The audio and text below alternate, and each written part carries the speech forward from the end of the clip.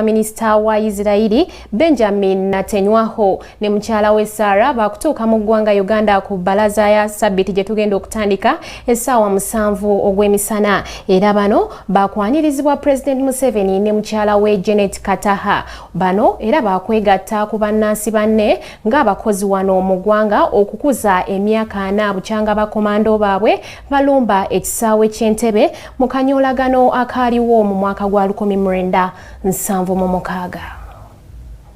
Okukyala kwa Ssaabaminisita wa Israeli Benjamin Netanyahu kugendereddwa okujaguza emyaka 4 bukyanga bajaasi ba Amini bakola obulumbaganyi ku Bayisirayiri abali mu nnyonyi ya Bufalansa ne bawambibwa ku kisaawe ky'ennyonyi Entebbe. Mu kyo mukulu wa Netanyahu Lieutenant Colonel Jonathan Netanyahu yalusulamu akaba era yazimbirwa ekijjukiza ku kisaawe Entebbe mutwe kyagenda okusooka okulambuzibwa nga yakatuuka ku Monday. Netanyahu yalina okukyalako wano mu ggwanga mu mwaka gwa 2011 wabula teyasobola olw'ebyokwerinda obutaba birungi mu ggwanga.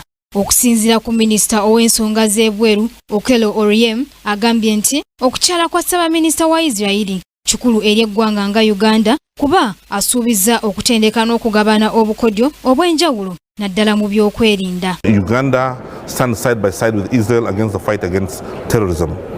What the terrorists did at that time to hijack Air France bus with Israeli citizens and brought them to Entebbe was an act of terrorism.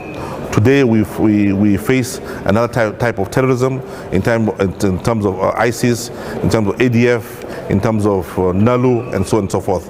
We welcome the Israeli Prime Minister to Uganda. We welcome their support of Uganda's effort to fight terrorism and radicalism, and we welcome their interventions to enforce and give capacity out of security personnel to deal with terrorism. Ng'ennaku z'omwezi 4 omwezi ogw'omusanvu 1976 abajaasi ba Isirayiri balumba ekisaawe ky'ennyonyi Entebbe okutaasa bannansi bannaabwe abaali bawambiddwa amagye ge yali President w'eggwanga Field Marshal Idi Amin Dada.